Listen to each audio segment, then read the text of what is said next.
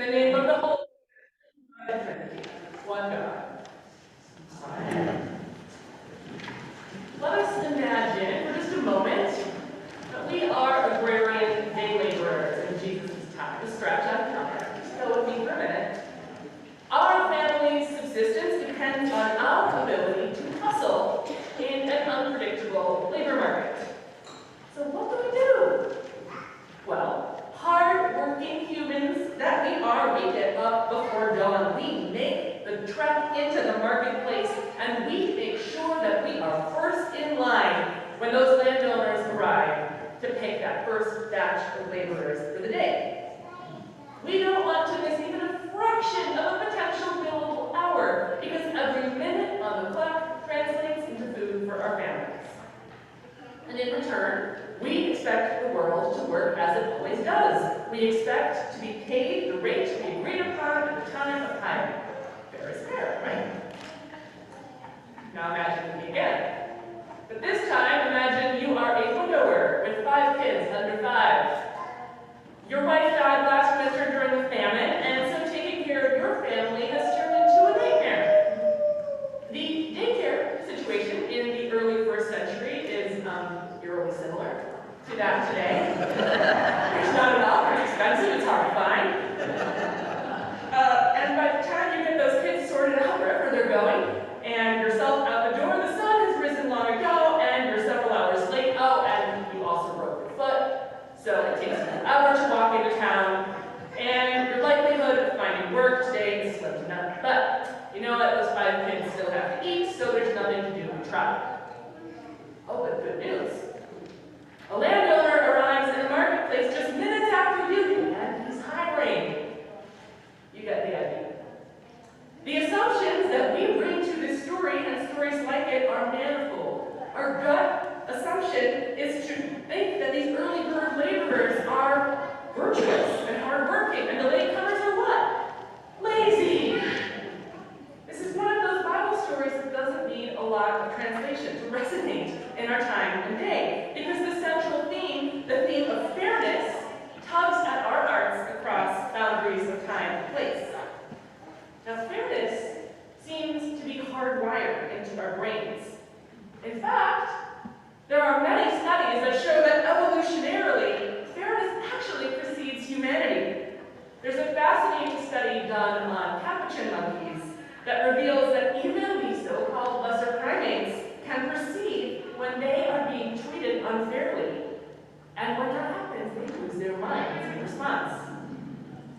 Similarly, babies, human babies, as young as 9 months, can perceive unfairness. Parents, anyone? Yes?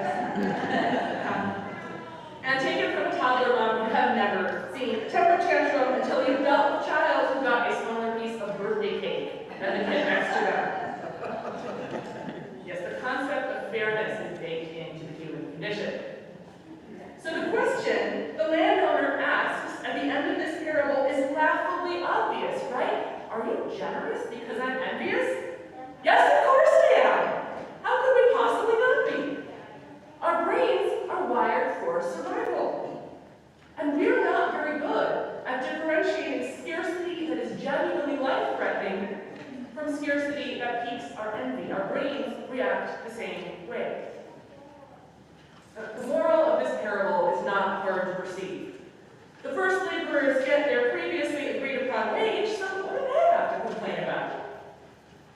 The gospel seems to be suggesting that we keep our eyes on our own work and not concern ourselves with what anyone else is reaping. After all, how much does it matter how much our neighbor gets paid, as long as the terms of our employment agreement were honored? Oh, but it does matter. We all know this. Every single person in the sanctuary could, if given enough time, and probably not a lot of time is required, could come up with a story about a time in your life when someone close to you got more than they deserved, and you did not. Maybe you've been waiting in the doctor's office for upwards of an hour, only for someone who walks up to the desk at the last minute and just shoves you right back, and you are seething. Or maybe someone was hired after you and got promoted earlier. Poor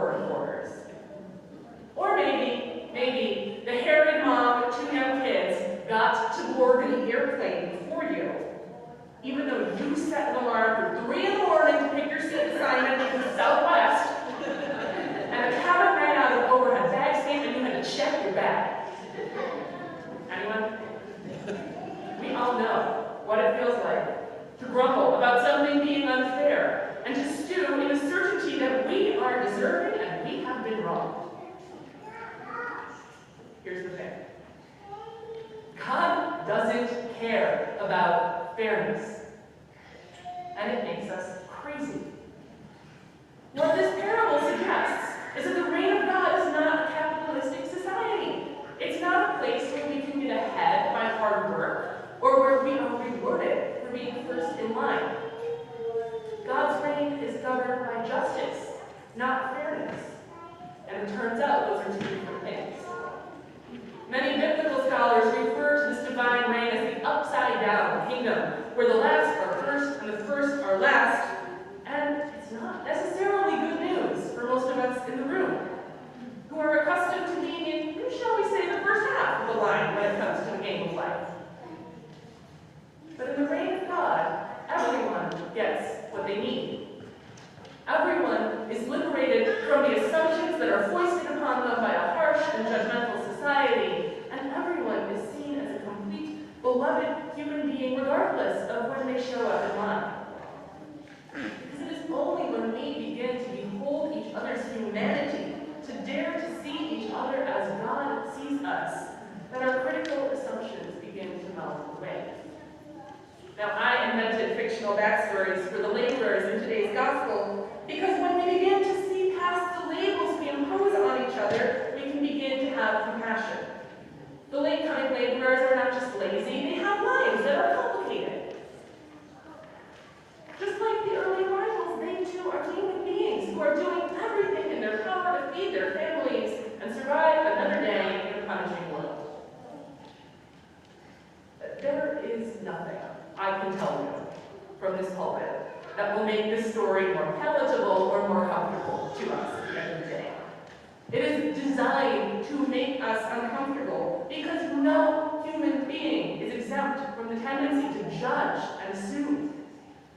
And today, Jesus is laying bare that central human vulnerability, bringing it to light so that it can, with God's grace, begin to be healed.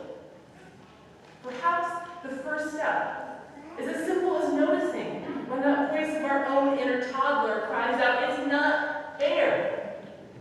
We all have it in the pocket. Perhaps we practice taking a breath, a pause before we speak our harsh criticism of a fellow laborer aloud.